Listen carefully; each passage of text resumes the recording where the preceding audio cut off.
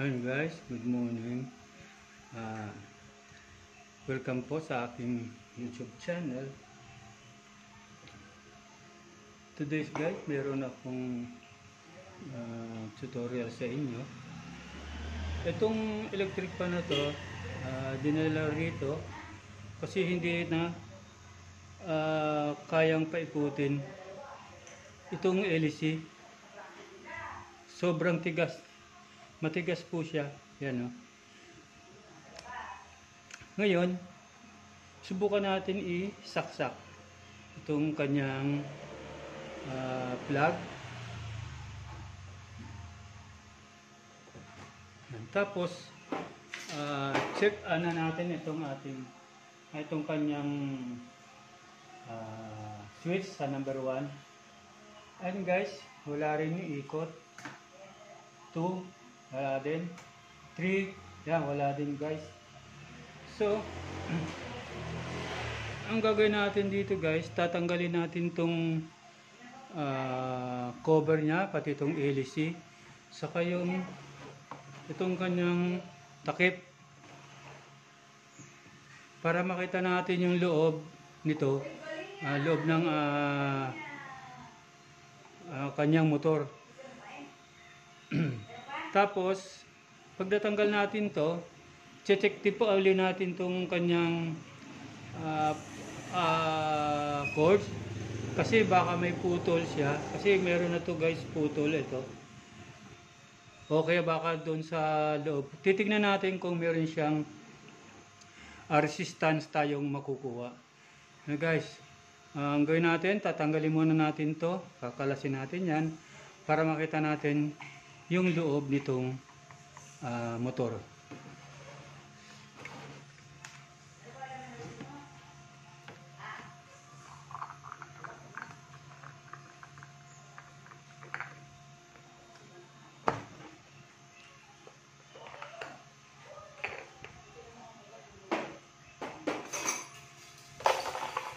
Ito, tanggalin din natin.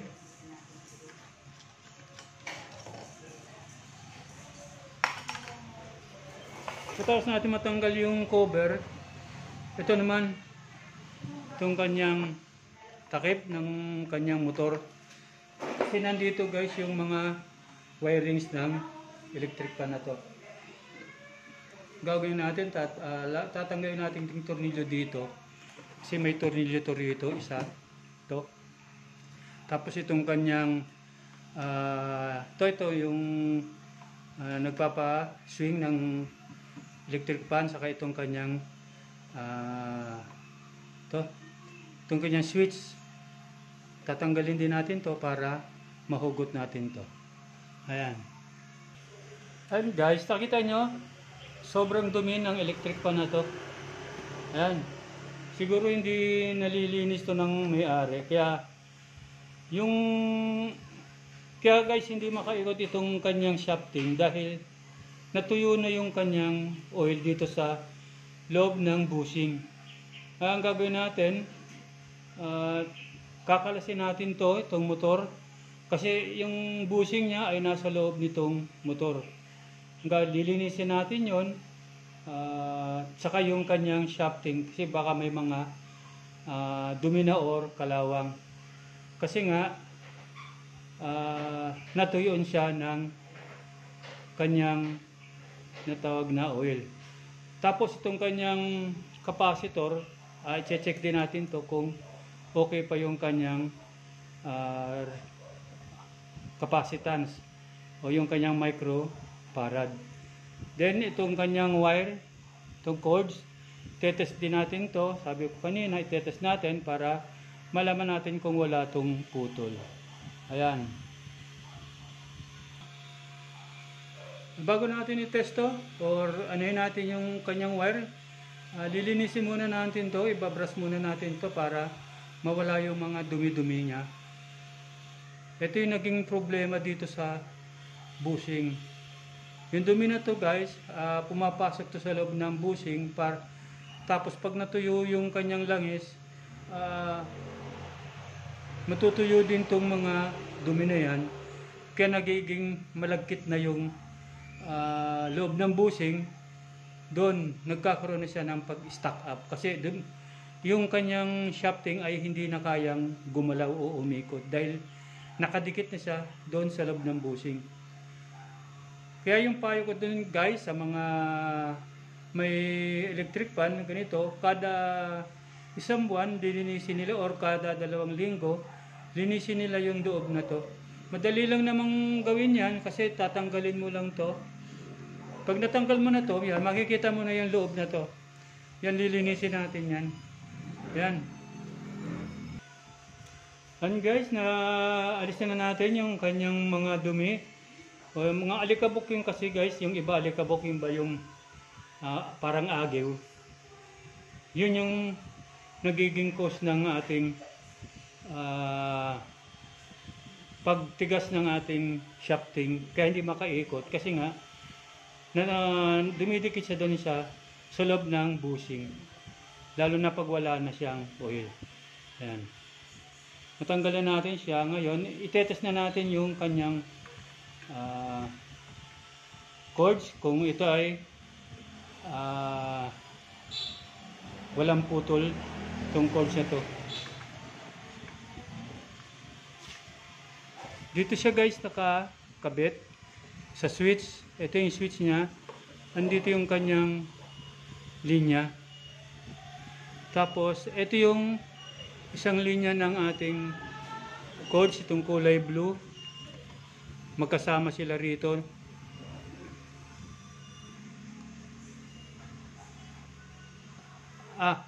Itong kulay orange yan o pula. Magkasama sila rito nitong kulay blue na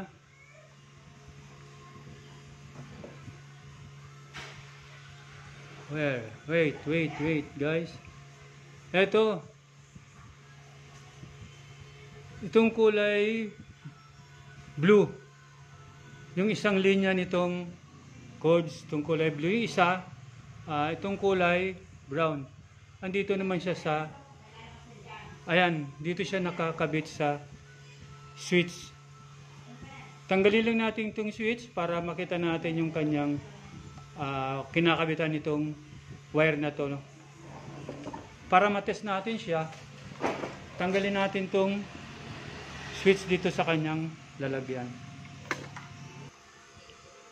And guys, nakita na natin yung kanyang natanggal na natin dito sa kanyang kinakabitan, ito lalagyan. Ngayon ito yung wire na galing sa dito sa cords, itong kulay blue. Tinanggal muna natin to. At itong kulay orange na to guys, ito yung galing sa motor.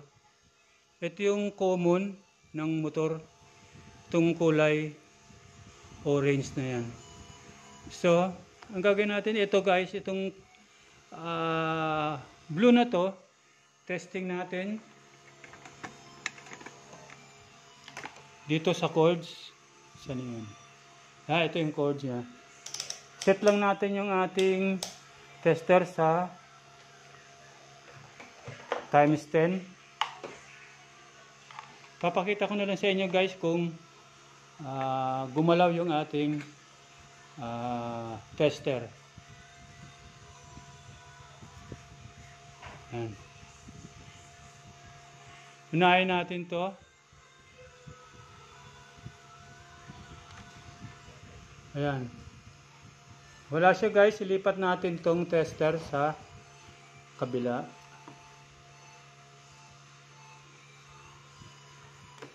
Tapos, dikit natin. Ayun. Gumalaw siya guys, yung ating pumalo yung ating tester. Ayan, tignan nyo.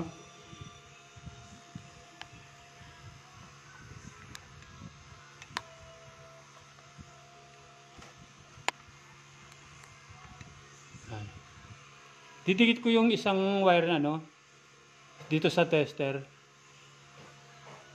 Nakita nyo guys, pumalo siya yun. Okay yung wire na isa. Ngayon, ito naman dito sa ilalim. Itong kulay blue. Itong kulay brown. ito yung isang linya ng ating cords. Lipat natin to.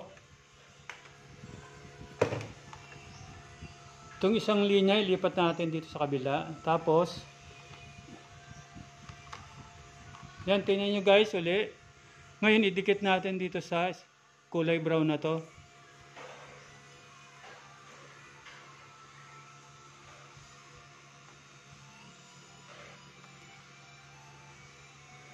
Where na yun? Meron din guys. Okay, walang putol yung ating cords. Ngayon, ang gagawin natin dito ay ibabypass na lang natin yung kanyang fuse. Alam ko guys, putol yung fuse nito. Kaya ang gagawin natin mamaya, ibabypass na lang natin. Pero unahin natin itong kanyang bushing. Lilinisin natin muna yung loob ng bushing saka yung kanyang shafting para maging smooth na yung kanyang pag-ikot. Ngayon kakalasin natin to. Meron tong 4 na tornilyo dito. Kakalasin natin yan para makuha natin yung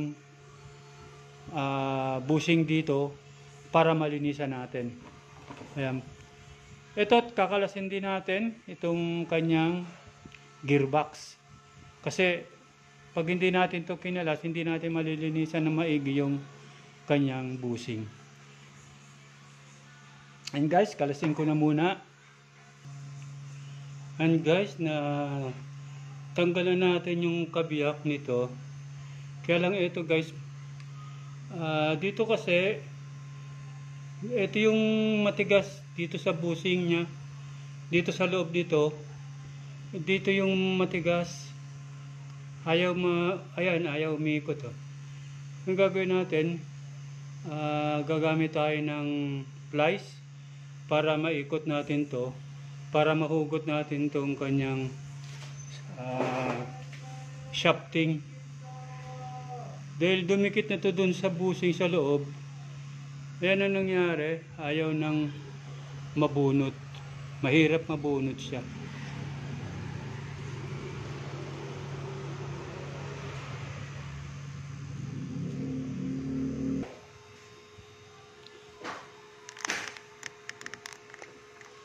Ayan guys, napaikot na natin yung kanyang shafting. Ngayon huhugutin natin siya para malinisan natin yung kanyang shafting. Gumamit nga pala tayo ng WD-40 to para matunaw yung mga tumigas na ano dito sa loob ng shafting. Yan, hugutin na natin siya. Yan.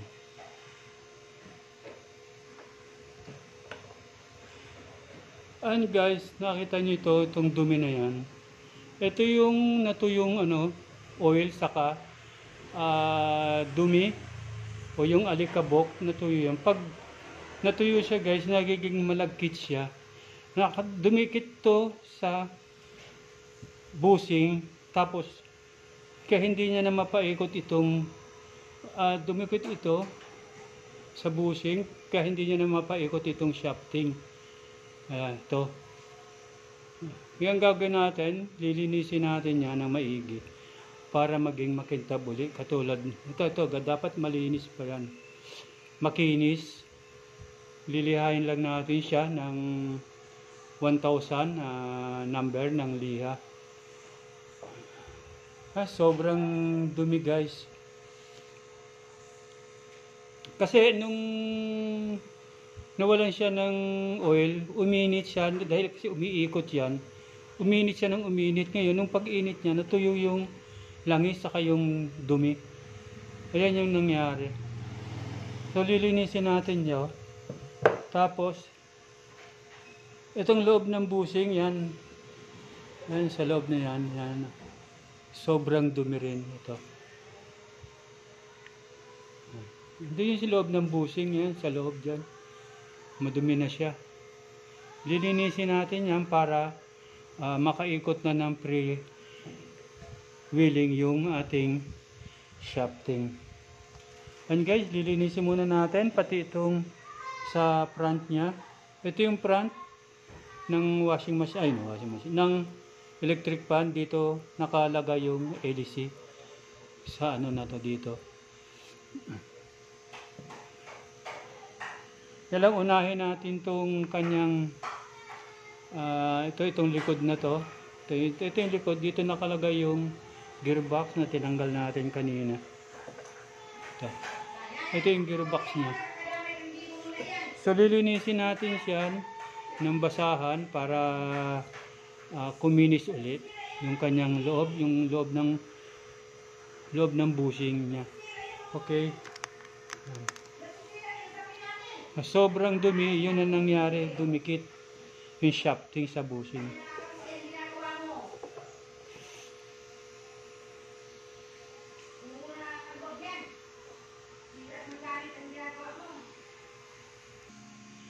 Ang paglinis nga pala nito guys, gumamit ako nitong cordless na drill.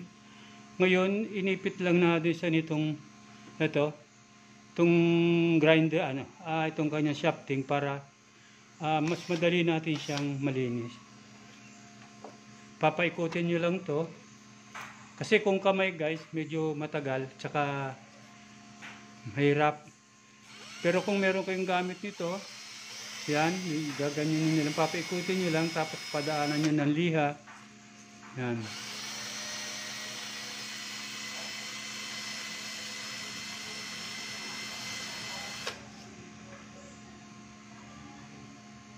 Tapos itong kabila.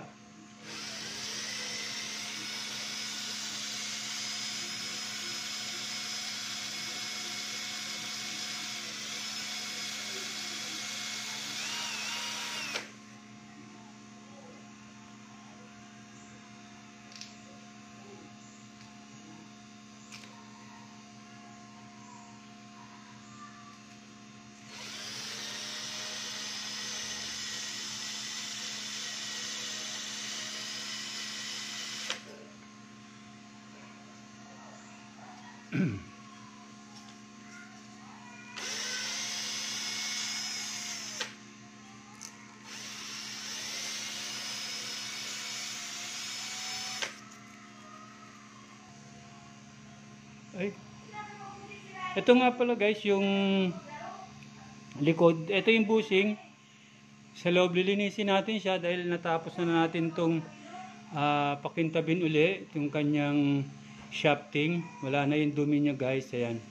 Natanggal na. So makintab na naman siya at makinis na uli yung kanyang shafting. So ang gagawin natin, ito naman kanyang bushing. Lilinisin lang natin siya ng ito yung basahan na malinis. Ayan. Ayan guys, nalinisan ko na yung kanyang bushing. Sensya na guys, hindi makita kasi medyo madilim. Ayan. Ito yung loob niyan. Ito. Ayan o. Nalinisan ko na yan. Ito yung sa front. At nilagyan ko na rin siya ng oil dito. Dito nga pala yan guys, nilalagayan ng oil. Dito sa na to. Dito. Yung na yan. May pumka yan dyan sa loob. Dyan nilalagay yung oil. Parehas lang ito. Nalinisan na rin. Ngayon lalagyan na lang natin siya ng oil.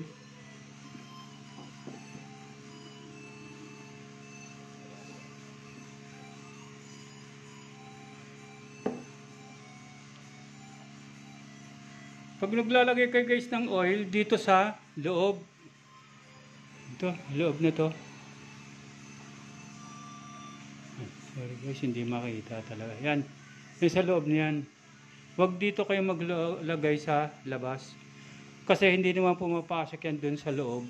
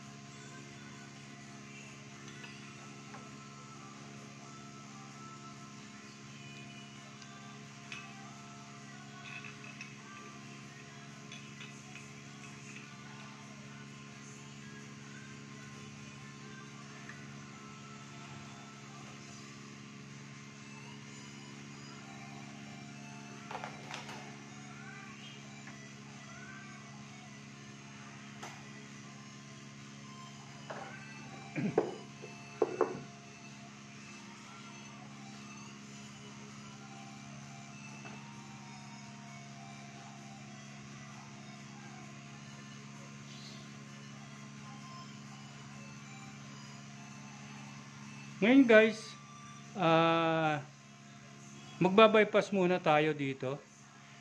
Titignan natin kung magkakaroon na ng resistance itong ating dalawa na to, itong ating cords. Pag nag-bypass tayo, nagkakaroon siya ng resistance, gagalaw yung ating tester, papalo siya. Ngayon, ang gagawin natin, kukuha lang tayo ng wire.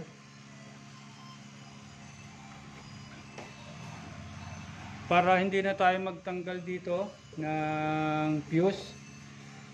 Kasi yung fuse nito guys, nandito sa loob. Ang hirap tanggalin kasi nga maliliit yung kanyang wirings.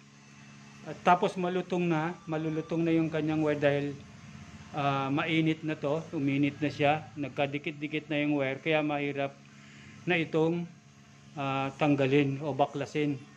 Kaya ang gagawin natin dito, pag nag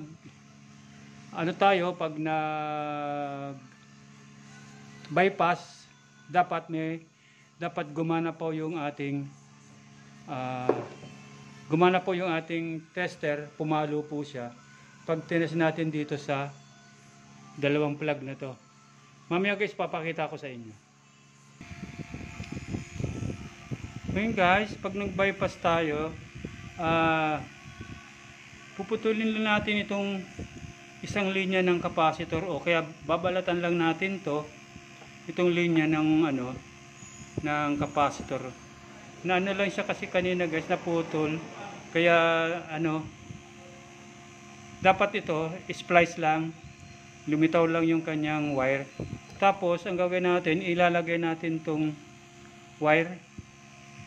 Maglalagay tayo ng wire dito sa dito sa ating capacitor.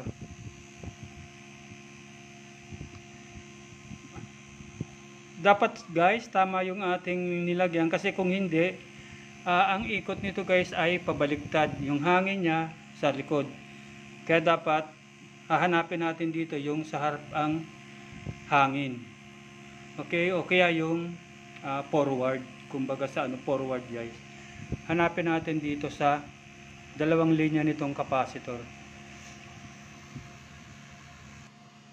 And guys, naibalik na natin tong kanyang motor o kanyang kaha dito sa lalagyan niya. Kanina tinanggal natin yan para makalas natin tong loob. Makuha natin yung sinabi ko kanina na shafting. Nalinis natin yung kanyang yung kanyang bushing, tapos pati yung shafting niya nalinis natin. Kaya ngayon okay na yung kanyang laro ng kanyang shafting, umiikot na siya. Ayan. So ang gagawin naman natin ngayon ay ibabypass natin yung kanyang fuse.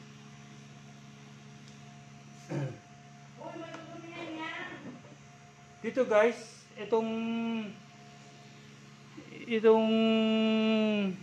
wire na to, puputulin na natin to, wala na to. Ito yung kanyang common ng windings. Puputulin na natin to.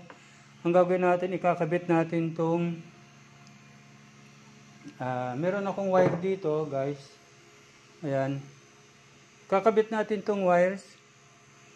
Yan. Ito. Kakabit natin dito sa isang linya ng ating cords. Yan.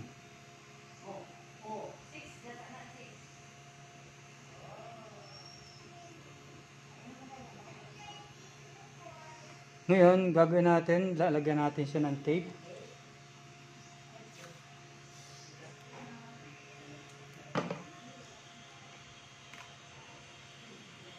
Nahulog.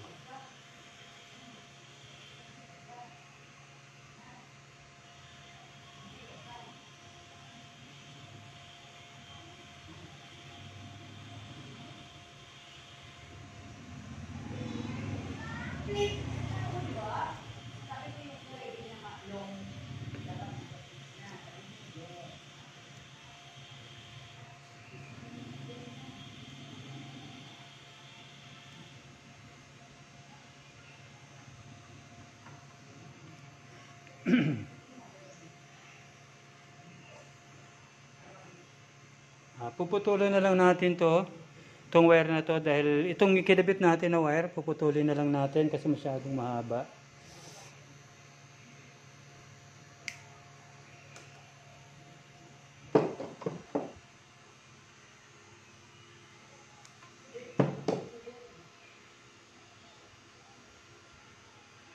Ang gagawin naman natin dito, ilalagay natin to dito sa isang linya ng capacitor.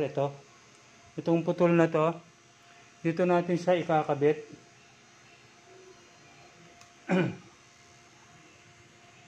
Pag gumawa ka guys ng ganito,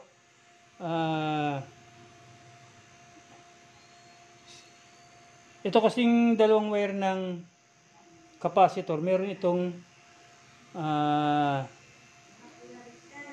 hangin o ang hangin na pabalik sa likod ang hangin.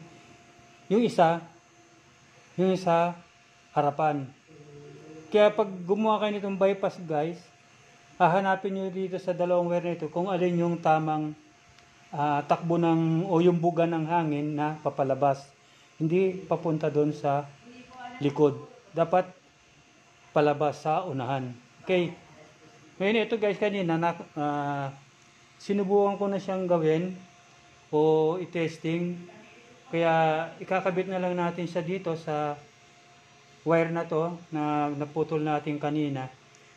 Yung gusto nyo guys, i-splice nyo lang to dito sa wire na to. Ito kasi guys, pag splice ko naputol, kaya pagdudugtungan na lang natin uli siya. Tapos itong wire na kinabit natin, doon natin siya ilalagay.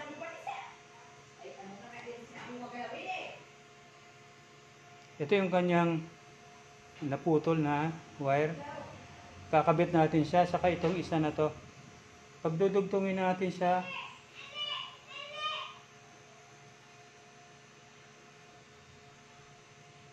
okay guys, kukuha tayo ng plastic connector ng wire para magandang tignan. Then guys, meron na tayong kinuhang connector. Wire connector to guys. Ngayon ikakabit natin dito sa isang linya. Ito yung linya na galing sa isang wire na ating cords. Yung line 2. Lalagay natin siya dyan. Pasok lang natin dito.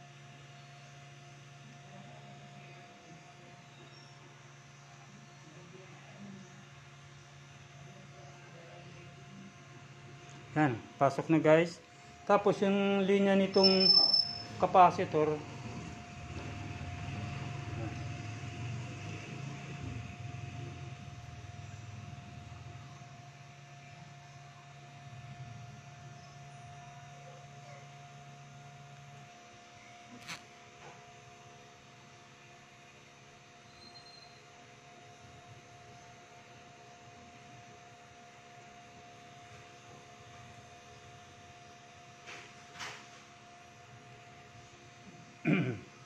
tapos guys, itong linya ng isang capacitor, ito, dilim, ito, tutok natin nga. Ayan, ito, isang linya na to.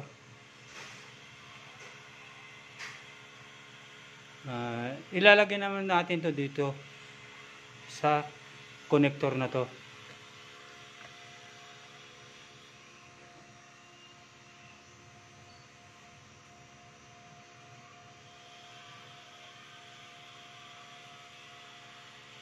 Yan. And guys, nakakabit na siya. Ngayon, itong tinanggal natin na common, puputulin na lang natin to kasi wala na siyang connection.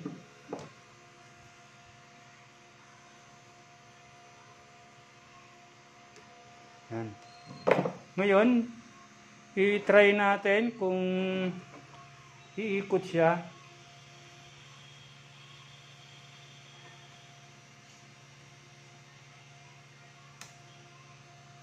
Yan. Try natin guys, ilalagay natin muna yung kanyang LEC, no?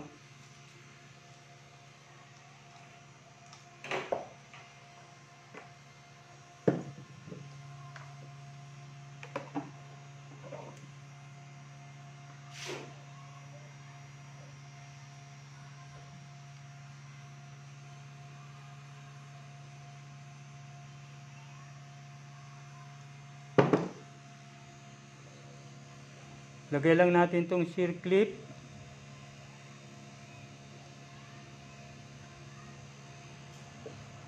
Ito yung magiging stopper guys ng LEC.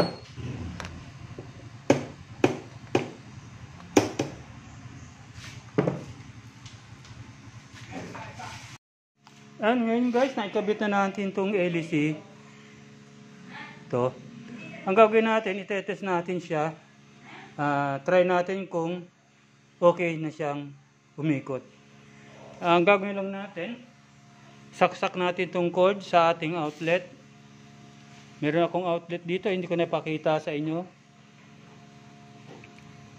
Ayan.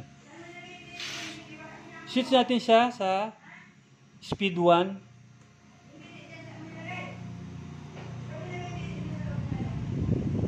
Ayan guys, okay siya. Umikot na yung speed niya. Speed 1, then i-speed 2 natin siya. Taas lang muna natin tong speed 2. Ayan guys, speed 2 yan. Ngayon, speed 3. Yun. Nakita nyo, okay na.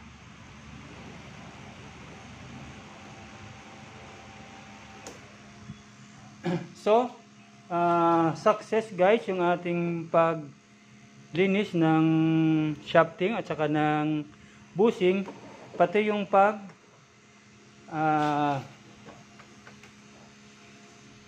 pag-bypass natin ng fuse.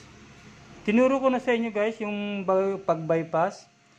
Yung linya ng motor na common, puputulin na po natin yun. Dito po yung nakakabit, dito sa kulay blue, sa line 2 ng ating cords. Ngayon, kuha po tayo ng wire. Itong wire na to, na ginawa natin, i-splice po natin dito sa kanyang common, yung isang linya ng wire na kinuha natin. Ngayon, itong kabila niya ay dito natin inilagay sa capacitor. Ito yung forward ng capacitor. Kaya yung kanyang pag-ikot ay tama.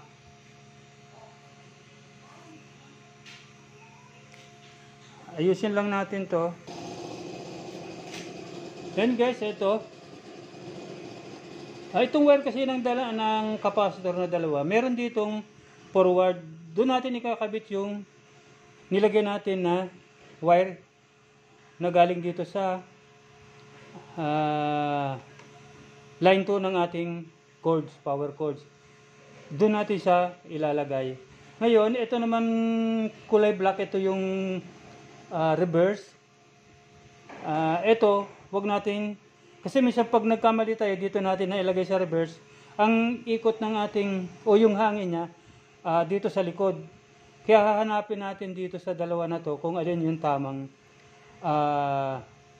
position ng hangin. Kaya itong forward, ito yung pinakatamang position. Kaya dito natin ilagay yung wire na ginawa nating bypass. Okay.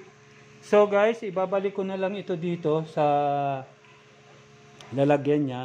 Tapos yung kanyang accessories, hindi ko na ipapakita sa video para maiksi lang yung ating video, hindi masyadong mahaba. Kasi lilinisin ko pa yon, lilinisan ko pa yung mga hélice, saka ito.